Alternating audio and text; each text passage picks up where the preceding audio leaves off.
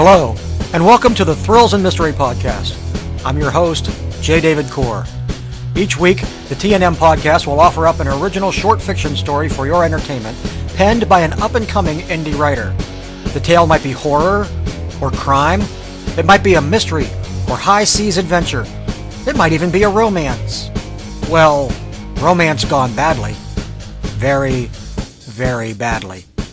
Tune in each week, sign up for the RSS feed, find back episodes at thrillsandmystery.com, or follow us on iTunes. Comments are welcome, and don't forget to leave a review and tell your friends about us. And now, a little about this week's story. Today's story is one by yours truly. I wrote it specifically for this podcast, but eventually it will find its way into an anthology of short crime stories I'm compiling. This, however, marks its official debut. I hope you'll enjoy it.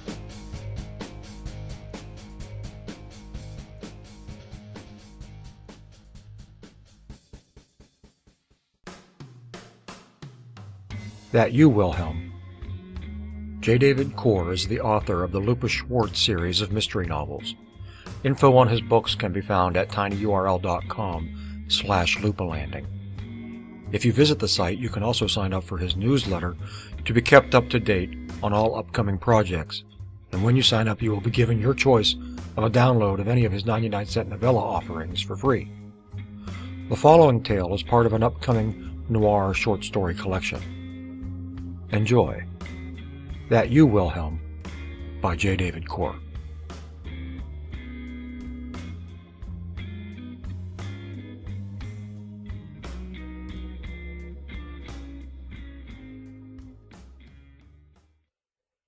I leveled the gun and fired off a round.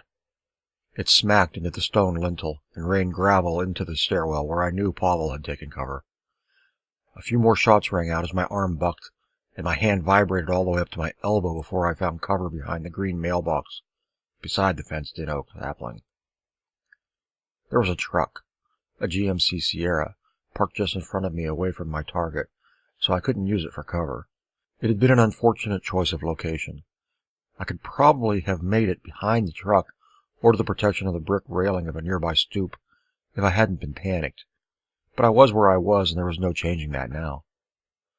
"Throw your gun out, Pavel," I shouted. "There are innocent people in these buildings and on these streets. We don't want anybody getting hurt." At that moment, several shots rang out from the direction of the stairwell, and I covered my head instinctively, but Pavel was shooting wildly. He had no idea where I was. I glanced up and caught Pavel's reflection in the tinted window on the Sierra just as he crouched back into his makeshift bunker. I had counted 3 shots, adding those to the 4 he'd fired earlier, and I knew that he was down by 7 rounds. Unfortunately, that told me precious little, since I had no idea how many bullets he'd begun with. I didn't know what gun he held, whether he had backup ammo, or even if he had more than one weapon.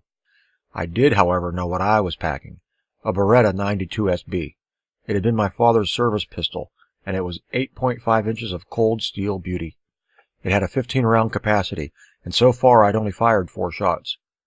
I also knew that I had a second mag in reserve if I needed it, meaning that I still had 26 shots to use if I needed them. Hopefully I wouldn't need them. I'd been dead serious when I'd screamed at Pavel about the likelihood of collateral. I hated when there was collateral. We were in the middle of a lull in gunplay. I was trying to calculate and assess. Pavel was probably just crouching, waiting to hear movement from outside so he could